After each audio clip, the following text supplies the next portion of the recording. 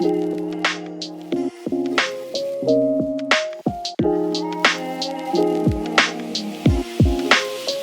afternoon, good morning, good evening, everybody. It is Sunday, July 21st, and you know what that means. It's July 21st, not first. But it's time for the High Risk Wrestling Recap. I am your host, Jeremy Pierce. Check out the socials, Charismatic Creations on Facebook and YouTube. Charismatic_Creations52 on Instagram. And, of course, the 215 on Twitter. Let's get into the news. Battle of the Belts 11. Date and venue has been unveiled. It will be going down Saturday, July 21st, taking place after Collision. It'll be going down at the Esports Stadium in Arlington, Texas. They have a residency there right now. It's cool. I really don't care about Battle of the Belts because nothing happens on the show. And a couple of WWE superstars have been added to the next Bloodsport event. This would be Bloodsport 11. So who's been added? Well, NXT star Charlie Dempsey will be joining the crew along with Julius Creed, who will be taking on Matt Makowski. And lastly, who do we have? Well, none other than Shayna Baszler. She is back once again in Bloodsport. And guess what? Brutus Creed will also be fighting. So both the Creed brothers, and the card looks pretty nice. The main event looks to be Shayna Baszler versus Miyu Yamashita. Other wrestlers on the card that you have heard of: Tom Lawler, Homicide, Mike Santana, Josh Woods, Timothy Thatcher, Mike Bailey, Masha Slamovich, and Jody Threat. Bloodsport looks amazing. Jadelle Grant has filed a petition for records on WWE wellness doctors related to her sex trafficking lawsuit. She is alleging that when she questioned Dr. Coulter about the contents of the pill she received, he responded defensively, questioning her trust in him. This is going to get worse before it gets better for the WWE. Hope things all work out for Miss Grant. Ring of Honor is set to receive more care and attention going forward. If you've really been watching outside of the women's division featuring, Athena, Billy, Red Velvet, and Queen. Now the show has kind of just been okay. It's kind of felt like a redux of Dark, but with the addition of the Maximum Male Models, MXM, and a few others, it looks like they're going to start receiving more attention and care moving forward, becoming its own show. An update on Stephanie McCarra joining WWE. WWE made a significantly better offer. Shawn Michaels called her personally. Apparently there was an issue with her and getting travel for Forbidden Door, but more importantly, I think the biggest thing is around the world, the WWE is the only thing a lot of people know, and that's their dream. Even if another company shows up that might be better for them, the dream is still to go to WWE. The next season of Dark Side of the Ring, season 6, has begun production. Vice has done a fantastic job with this series. Tubi is looking to get into the pro wrestling program acquisition. This is not bad at all. Tubi, remember, had attempted to sign MLW, but WWE kind of squashed that, and that's why they had that lawsuit. So if they can get maybe MLW back, seeing as how NWA will be on the CW, this could really, really work. And more news about Megan Bain. We don't know where she's at, where she's signing. Apparently she was supposed to work with Marigold, and that's something that doesn't work for AEW because, Rossy Ogawa and Tony Khan do not get along because of Rossy Ogawa, and she just never heard back from AEW. She never heard back from Marigold, and it's a weird situation. So she's either a free agent or she's signed to AEW. And a former New Japan star apparently has inked a deal with WWE. That would be none other than Hikuleo. And if he's coming to the WWE, you know what that means. He's probably joining the Bloodline. Hikuleo, for those of you that don't know, spent a long time in New Japan. He's the son of Haku. On the injury side of things, Dalton Castle will be out for the rest of the year, and that sucks. But this can lead to big things coming for him. Sky Blue, we will wait for the extent of her injury. Looks like she's in a cast after getting hurt on a Collision. Tyler Bates, he will be out for the rest of the year. Won't be expected to return to 2025. And lastly, Trent Beretta gave an update on his injury. He says he felt like a burning electric shock feeling down his arm. He's got weakness in his shoulder and the biceps, so he's healing up and hoping for a speedy recovery. But that is the news, and we shall be right back with the week in review.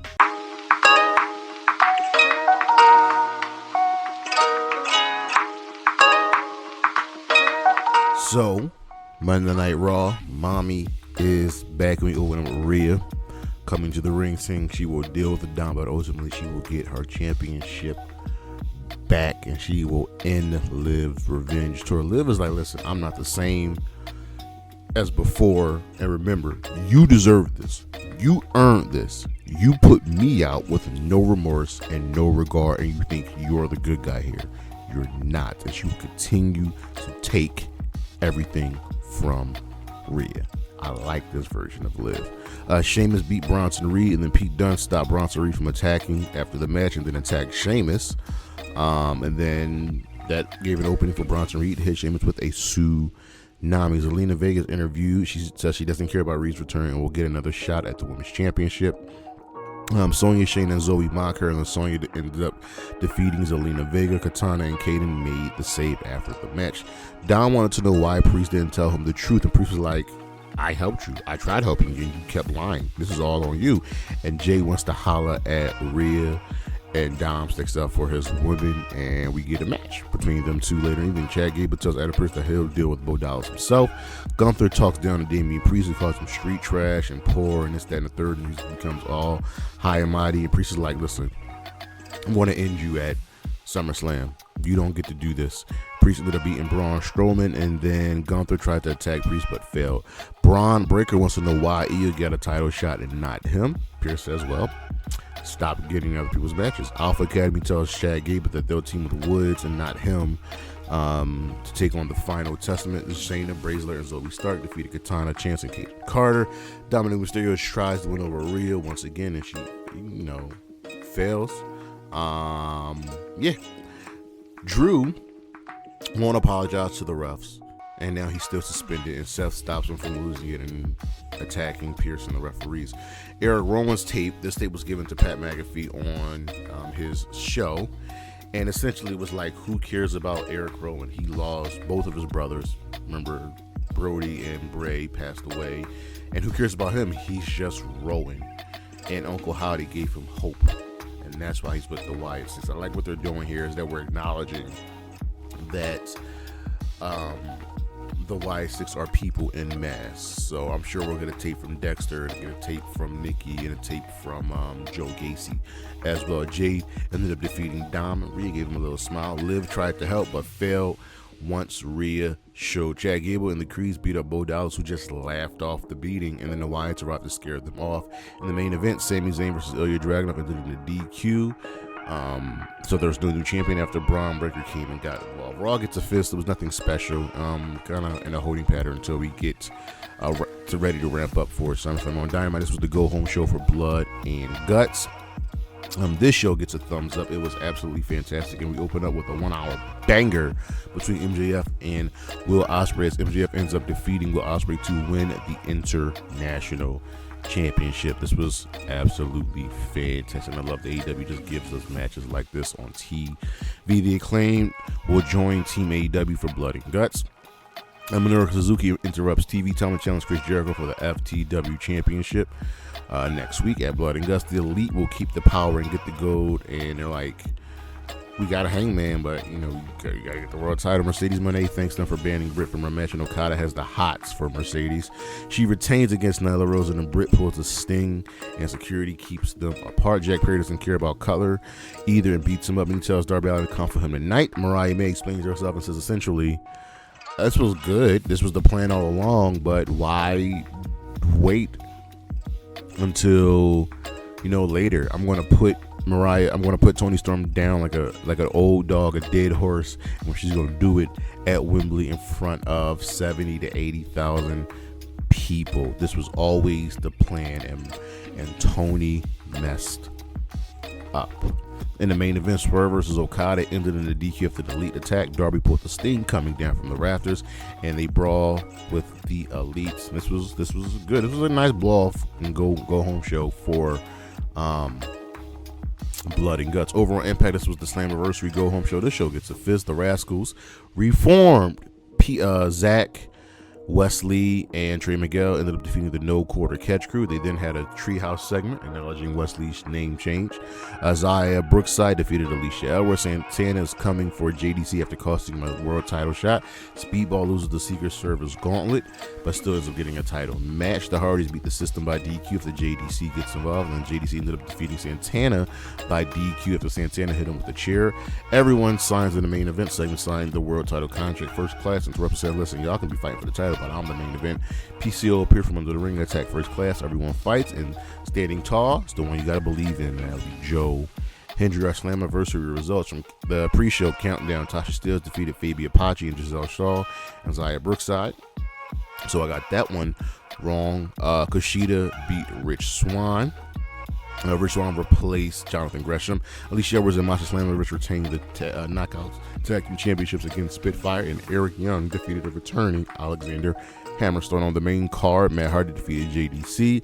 ABC beat the System to win the tag team titles. Mike Santana defeated Jake Something. The Rascals beat No Quarter Catch Crew. PCO beat AJ Francis to win the Digital Media and International Heavyweight Championship. Jordan Grace retained the Knockout Championship against Ash by Elegance. Speedball Mike Bailey defeated Mustafa Ali to become the new X Division champion, and Nick Nemeth won the elimination match to become the new TNA World Champion. Over on SmackDown, the Bloodline reigns supreme. This show gets to this. Cody talks about family. He calls Cody family. He calls Kevin O family. He calls Randy family, and he's interrupted by A-Town Down Under.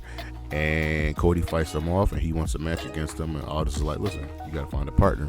Andrade beats Carmelo Hayes, and this was a nothing match because clearly there's no plans for either of these two gentlemen. Bailey and Nia have a backstage interview. It was a sit-down interview, and essentially Nia's like, look, I'm queen of the ring. I'm going to be champion. I'm going to destroy you. And Bailey's like, you hurt me some years ago, and it wasn't because you're big and bad, it's because you're big and clumsy. And Nia did not like that. Bianca Belair defeated Chelsea Green after a backstage segment. Alba Fire and Isla Dawn tell them that they're not getting close to the tag team titles. Logan Paul and LA Knight trade shots at each other. This was good. They got some good chemistry. We're heating up the match at SummerSlam. Santos Escobar taunted LA Knight in the back, so they'll have a match next week. Mi Chen got a W finally and beat Tiffany Stratton after interference by Bailey, who destroyed her Money in the Bank briefcase, which means Tiffany Stratton will get a new briefcase, and it's all about Tiffy time. The Bloodline warns of anyone who chooses to be Cody's partner. So who is up being Cody's partner?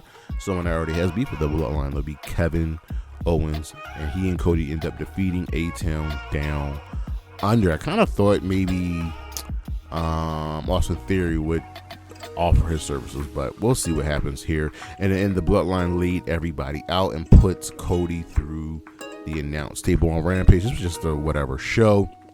The Conglomeration defeated the Undisputed Kingdom. Don Callis tries to talk to Orange Cassidy once again before Kyle Fletcher attacked, and Mark Briscoe made the save. Soraya won't be denied her Wembley moment. Big Bill and Chris Jericho beat the Outrunners. Minoru Suzuki defeated the Butcher. Mark Briscoe, being Bart Misko, said, listen, we got two rules in the Conglomeration. You can't be a shithead, and you always got to have a nickname. And he calls Ishii's now part of the Conglomeration. He's big time. So he's the Stone Pit Boy, and he's big time. I love it. Chris Statlander won a squash match in the main event. The Lucha Brothers ended up defeating Private Party. On Collision, this was the go-home show for Blood and Guts. This took place at the Esports Arena in Arlington, Texas. So a little different feel for the show. I'm going to get a thumbs up. And they also debuted a new theme song, so it's no longer Saturday Nights All Right for Fighting by Elton John. It's Let's Go, a new theme made by Mickey Ruckus. Darby Allin beat the Beast Mordos. Allin challenges Jack Perry to a title match at All In. Daddy Estelle, the claim is time to nut up or shut up. Get it together. Hikaru Shida defeated Sky Blue by ref stoppage. Sky took an awkward crossbody from Shida, and they just had to stop the match. Ray Phoenix defeated Tony Nese. FTR will win. Came back and it says they will fight to get to All In. They kind of acknowledge that the tag team division is kind of trash right now, which you probably shouldn't do, and they kind of just blew through the Acclaim. Last time I checked, the Acclaim defeated FTR for the tag team titles in Texas. Shida challenges Britt Baker to a match at Blood and Guts, so she'll break her face again. I'm not looking forward to this because I don't like Britt Baker, and I don't think she should be beating Shida. Roderick Strong defeated Ishii. And then the Undisputed Kingdom attacked, but the conglomeration made the safe. Hologram made his debut and defeated Gringo Loco. Devon Eriks and Dustin Rhodes will form up. Deonna Purrazzo beat Thunder Rosa in a lumberjack match with the help from Taya Valkyrie. So Deonna is now 3-1 against Thunder Rosa, and Rosa is slowly losing. And in the main event, the Patriarchy defeated the Bang Bang Gang to become the new AEW Trios champions, which means the Ring of Honor Trios championships are now vacant, which is stupid because I thought we unified the titles. Tony Khan needs to get it together here. Our matches of the week from Dynamite, of course, the 1 hour banger international championship match between MJF and Will Ospreay. The G1 has started, ladies and gentlemen, so we got 2 bangers from the G1. Konosuke Takeshita versus Yota Tsuji, and then Yota Tsuji versus David Finlay on day 2. From Collision, the lumberjack match between Deonna Purrazzo and Thunder Rosa, and from Slammiversary, which was a good show, but it really didn't have a lot of great matches, which I thought they were going to have. And the best match on the show obviously was Mike Bailey versus Mustafa Ali for the X Division Championship. And our star of the week got to go to MJF and Nick Nemeth for winning some championships. But that is our show. Thank you for listening. Thank you for watching. Coming up, we got a couple more shows, some lists, a whole bunch of stuff going down for you this week. Check out the socials, Charismatic Creations on Facebook and YouTube, Charismatic_Creations52 on Instagram, and of course the 215 on Twitter. That is our show, and I will see you when I see ya. Peace.